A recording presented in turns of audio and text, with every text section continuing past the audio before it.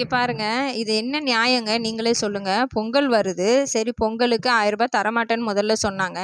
அப்புறம் பார்த்தீங்கன்னா, நம்ம நல்ல உள்ளம் படைத்த நம்ம சீமான் பார்த்தீங்கன்னா, நம்ம சீமான் அண்ணன் எல்லாருக்கும் சொன்னாரு, "ரூ. 1000 உங்களுக்கு குடுக்குறதுக்கு எங்கடா வலிக்குது?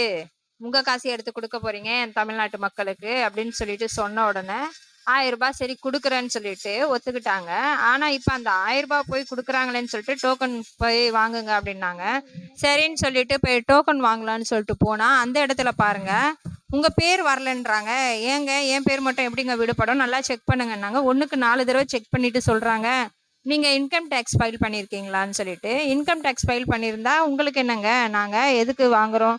நீங்க கவர்மெண்ட் குடுக்குறது குடுங்க அப்படின்னு சொல்லிட்டு சொன்னோம். சரின்னு சொல்லி பார்த்தீங்கன்னா, மறுபடியும் செக் பண்ணி பார்த்தாங்க. அக்கா சாரி இது மாரி வந்து உங்க நேம் வரல. ஏன்னா இன்கம் டேக்ஸ் ஃபைல் பண்ணா இந்த டைம் கவர்மெண்ட் இல்லன்னு சொல்லிட்டு எல்லாருக்கும் சொல்லிட்டாங்க அப்படின்னாங்க. இன்கம் டேக்ஸ் யாருங்க நாங்க கேட்டோம் இன்கம் டேக்ஸ்ன்றது? இல்ல நாங்க அப்படி கோடி கோடியா சம்பாதிக்கிறோம்னு உங்ககிட்ட வந்து சொன்னோமாங்க? வீடு கட்டணும்னு நாங்க ஆசைப்பட்டோம். அந்த லோன் கேட்டோம். சரி லோன் வேணும்னா உங்களுக்கு இன்கம் டேக்ஸ் ஃபைல் பண்ணுங்கன்னு சொன்னாங்க. இன்கம் டேக்ஸ் போய் ஃபைல் பண்ணோம். இதுல என்னங்க தப்பு? நாங்க கடன் வாங்கியிருக்கோம். அந்த கடனை நாங்க வாங்கி எவ்வளோ கஷ்டப்பட்டு அடைக்கிறோன்றது எங்களுக்கு தான் தெரியும். அப்படி இருக்கும்போது அதுக்கு இன்கம் டேக்ஸ் ஃபைல் பண்ண தான் குடுப்பேன்னு சொல்றாங்க. அப்படி நாங்க ஃபைல் பண்ணது இவங்களுக்கு எங்கெங்க வலிக்குது நான் கேட்குறேன். பொங்கல் பரிசு தொகை பெறுவதற்கான டோக்கன் விநியோகம் நாளை முதல் தொடங்குகிறது அப்படின்னு சொல்லிட்டு பெருமையா எல்லா சோசியல் மீடியாலயும் போட்டிருக்கீங்க. அதுல நீங்க பதிவு செஞ்சீங்களா? குறிப்பிட்டவங்களுக்கு தான் குடுப்போம். தகுதி இல்லாதவங்களுக்கு குடுக்கும். அப்படி தகுதி இல்லாதவங்கள ஏங்க தகுதி நாங்க தாங்க தப்பு பண்ணிட்டோம். தகுதி இல்லாத உங்கள நாங்க தேர்ந்தெடுத்தது தாங்க தப்பு.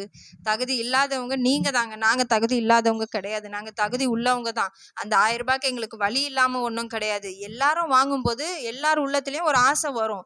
அதாவது நம்மளுக்கும் அந்த ரூ. 1000 கிடைச்சதுன்னா நல்லா இருக்கும். நம்ம பிள்ளைங்களுக்கு ஏதாவது செய்வோம். ஏதாவது ஒரு செலவுக்கு ஆகும் அப்படின்னு சொல்லிட்டு எல்லா பெண்களும் நினைக்கிற ஒரு சாதாரண பெண்மணி தாங்க நாங்களும். அப்ப நாங்களும் நினைக்க மாட்டோமா? இருக்கப்பட்டவங்களுக்கு தான் எல்லாமே போய் சேருதுங்க. அப்ப இல்லாதவங்க என்னங்க செய்வாங்க? இல்லாதவங்களுக்கு வராத போது அவங்க மனசுல எவ்வளவு வேதனைப்படும்ன்றது உங்களுக்கு தெரியலையா? ஆ என்ன விடியல் ஆட்சின்னு தெரியல. விடிய ஆட்சியா தான் போயிட்டு இருக்கு. இன்னும் 2 வருஷம் எப்போ போவோன்ட்டு எங்களுக்கு இருக்குங்க. தயவுசெய்து இந்த பதிவை நீங்க உங்க ஃப்ரெண்ட்ஸ் அண்ட் ரிலேட்டிவ்ஸ்க்கு எல்லாருக்கும் ஷேர் பண்ணுங்க. நம்ம மட்டும் வாங்குனா போதாதுங்க. வாங்காத எல்லாருக்குமே ஒரு எவ்வளோ உணர்வு இருக்கும் தெரியுமா? வயித்தெரிச்சலோட இருக்காங்க.